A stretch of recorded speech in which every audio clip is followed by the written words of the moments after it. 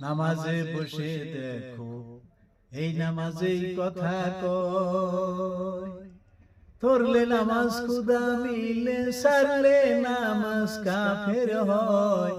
নামাজে বসে দেখো এই নামাজেই কথা কয়। আচ্ছা হুজুর হুজুর দাঁড়ান দাঁড়ান, একটা কথা বুঝলাম না। নামাজে কথা কয়, নামাজে আবার কিভাবে কথা কয়?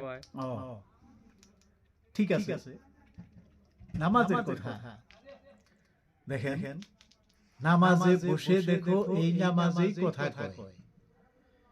নামাজ এমন একটা বস্তু, নামাজ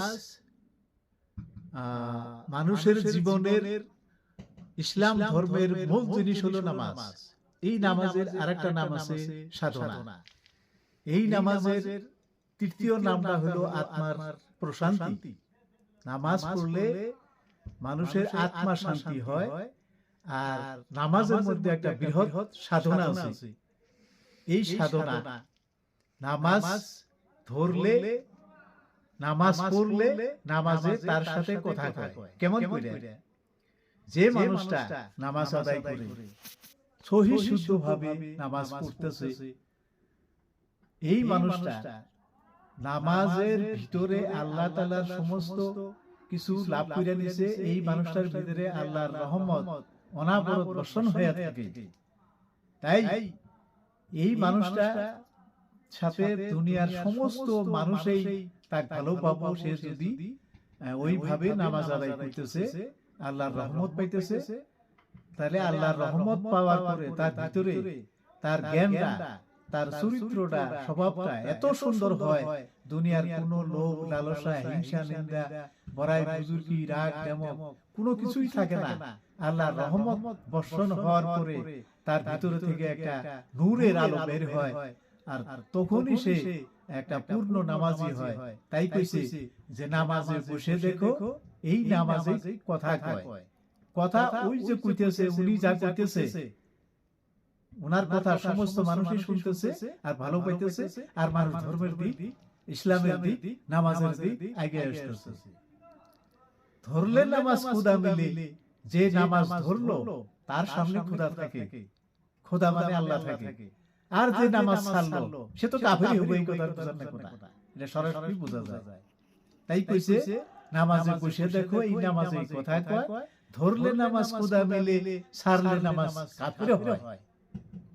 তার মানে নামাজ যদি পড়ে তাহলে ঠিক ভালো, আর যদি না পড়ে তাহলে সে কাফেরে পরিণত হয়ে যায়। বসিয়া তালাশুতে তাকাইয়া মক্কার পানি, আহমদ ওজুতানে নজর দিও ফাতিহায়। মিলবে খুদা তোমার শোনে যেমন মিলছে কলেমায়, নামাজে বৈশা দেখো এই নামাজেই কথা কয়। নামাজে বসে দেখো এই নামাজেই কথা কয়। আচ্ছা হুজুর দাঁড়ান, তার মানে আবার বললেন যে বসিয়া তালাশুতে তাকাইয়া মক্কার পারে, আহমদ ওজুদানে নজর দিও ফাতিহায়। মিলবে খোদা তোমার শুনে যেমন মিলছে কলেমায়। তাহলে কলেমায় বানাবার কোনটা মিললো, আবার তোমার শুনে বানাবার কিভাবে মিলে, আর বসিয়া তালাশুতে আর মানে তো বুঝি নাই। আচ্ছা ঠিক আছে, শুনেন। সেজদা দেওয়ার পরে মানুষ যখন আত্মাহিয়াত করছে, এটারে তালাশ হয়। ও তাহলে এই কথাই বুঝি নাই, এই কথাটারে তালাশ হয়। তাহলে বসিয়া তালাশুতে তাকাইয়া মক্কার পানে, আমার জ্ঞানটা, ধ্যানটা, নিরীক্ষা, খেয়ালটা মক্কার দিকে আগে গিয়া ওই দিকে খেয়াল রাখা লাগে, এটা কইছে। তাকাইয়া মক্কার পানে আহমদ ওজুদানে। আহমদ শব্দের একটা কথা হইল, আহমদ শব্দটা রাসূলের নাম। আহমদ শব্দের অর্থ হইল পৃথিবীতে যত মানুষ আল্লাহর গুণগান গাইতেছে, আল্লাহর প্রশংসা করতেছে, তার মধ্যে রাসূল যে হিসাবে আল্লাহর প্রশংসা করছে, এমন প্রশংসা করুণা মানুষ পৃথিবীতে আর কারো নাই। এই জন্য ওনার নাম আহমদ হিসেবে একটা পরিচয় হয়। তাই কইছে যে বসিয়া তালাশুতে তাকাইয়া মক্কার পানে আহম্মদ ওজুদানে নজর দিও ফাতিহায়। দেখেন সূরা ফাতিহার মধ্যে আল্লাহ তাআলা কি কইছে। এই কথাগুলো যদি আপনার জ্ঞানে আসে, মনে আসে, যদি মন দিয়ে এই কথাগুলো বিচার করেন, তাহলে এই আলহামদুলিল্লাহ সূরার অর্থ যদি আপনি বুঝে যান, তাহলে আপনার অন্তর মন নামাজের মধ্যে একদম নরম হয়ে গইলে যাব। তো যেমন কলেমার মধ্যে আছে লা ইলাহা ইল্লাল্লাহ মুহাম্মাদুর রাসূলুল্লাহ, আল্লাহর নাম আর রাসূলের নাম যেমন ভাবে একসঙ্গে মিশে আছে, মিলিত হয়ে গেছে, একসঙ্গে দুইটা নাম, তেমনি আপনি যদি এভাবে নামাজ পড়তে পারেন, তালাশুতে আল্লাহর সাক্ষাৎ করলেন, দিদার করলেন, মক্কার বাড়ি দেখলেন, তাকাইছেন, তারপরে আহম্মদ ওজুদানে এই নবীর কথা মনে পড়লো, তখন আপনার এই নামাজটা, আপনার নামাজটা যেমন আল্লাহর সাথে রাসূলের সাথে এইভাবেই মিলিত হয়ে যাবে, যেভাবে কলেমার মধ্যে মিল হয়ে গেছে। ঠিক আছে, তুমি সেজদা দিও এমন জায়গায়, মুখ রং করে নাই যে ঠায়, সে জায়গা খুঁজলি পাবা কুরআনের 13 পারায়। পিরাউলিয়া দেখছে খুদা সেজদা দিয়া ওই জায়গায়, নামাজে বৈশা দেখো এ নামাজে কথা কয়, নামাজে বসে দেখো এই নামাজে কথা কয়। তুমি সেজদা দিও এমন জায়গায়, মুখ রং করে নাই যে খায়, সে জায়গা খুঁজলি পাবা কুরআনের 13 পারায়।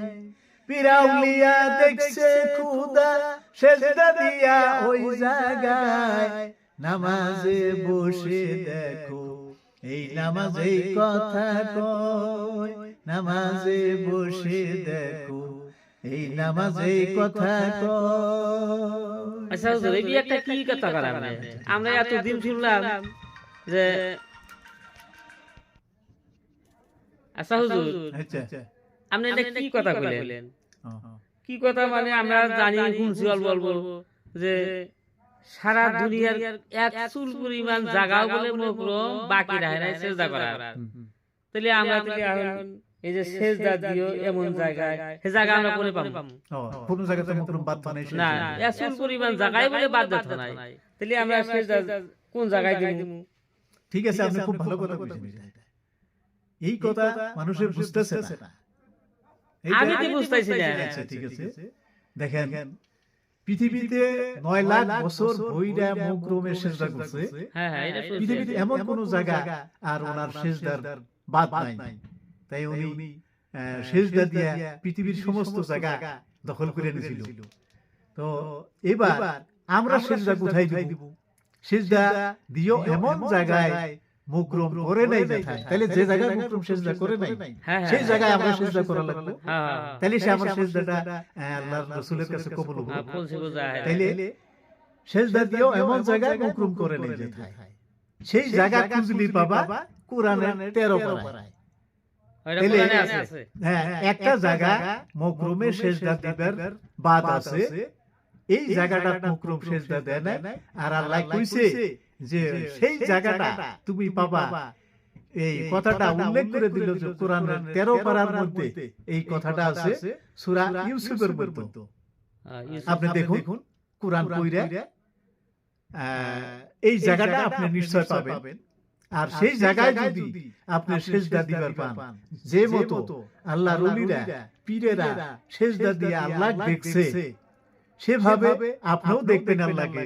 যদি ওই জায়গাটা বের করে আপনি আপনার সেজদাটা দিতে পারেন, তাহলে আপনি আল্লাহ দেখবেন।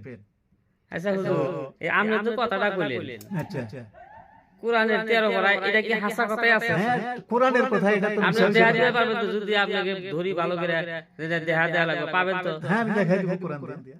ঠিক আছে, কোরআনের মধ্যে ওটা আছে, আল্লাহ তাআলা উল্লেখ করছে কথাটা, ওটা নিশ্চয়ই দেখান যাব। কোরআনের 13 পারায় সূরা ইউসুফের মধ্যে আছে।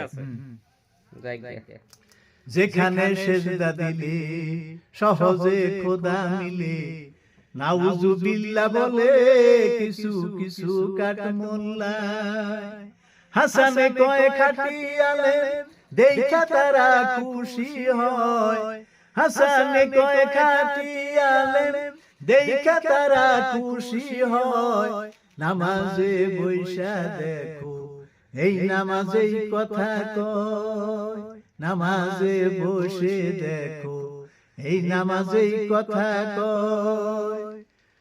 তাই হুজুর কোন আচ্ছা ভাই যে কাঠমোল্লার কথা কইলেন, কাঠমোল্লা আছে এক শ্রেণীর যারা যে কাঠমোল্লারা এই তরিকাপন্থী মানুষে তারা দেখলি খারাপ পায়, কারণ তরিকাপন্থী মানুষগুলা রসুলের সব সুন্নত বাজায় রাখে। আর এই তার মধ্যে এক নম্বর সুন্নতটা হলো মাথার চুল সুন্নত, যেটা কানের নতি পর্যন্ত রাখা হয়। এই সুন্নত দেখলে এক শ্রেণীর কাঠমোল্লা আছে যে মোল্লাদের ভিতরে আল্লাহর রহমত নাই, আর তারা শুধু খালি কোরআনটাই পড়ছে, কোরআনের কোনো মর্ম জানে না, অর্থ জানে না, তাফসীর জানে না, ব্যাখ্যা জানে না। এই তারাই এই শ্রেণীর মানুষগুলো তাই তরিকাপন্থীর পীর গুণকে দেখলে, তরিকাপন্থী মানুষের দেখলে তারপরে ঘৃণা আসে একটা।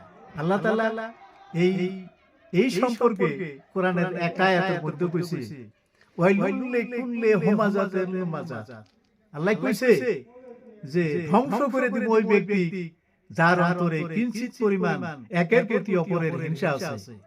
তাইলে এই কথাটা ওনারা বুঝে না, তার মানে কোরআনের অর্থ পড়ে নাই, জানে না, যার কারণে তারা এই ফকির শ্রেণীর মানুষগুলো দেখলি তারা ঘৃণা করে, হিংসা করে। তাই কইছে যে আল্লাহ তাআলা ওই শ্রেণীর মানুষগুলা আল্লাহ ধ্বংস করে দিব, আর এক শ্রেণীর আলেম আছে যারা প্রকৃত আলেম, তারা নবীর এই তরিকাপন্থী মানুষের দেখলি তারা খুব ভালো পায়, খুশি হয়। তাদের অন্তরেও আছে নবীর কিছু অংশ, নবীর কিছু কাম গুণাবলী, নবীর সমস্ত হুকুম পালন করে তারা বুজুর্গ আলেম হইছে। আর এই আলেম শ্রেণীর বুজুর্গ আলেম মানুষগুলাই এই তরিকাপন্থী মানুষগুলাই তারা ভালো পায়ার দেখে তারা খুশি হয় যে এর ভিতরে নবীর কিছু আছে, ইনি একটা প্রকৃত নবীর একজন উম্মত বা নবীর একজন তরিকাভুক্ত মানুষ। তাই কইছে তুমি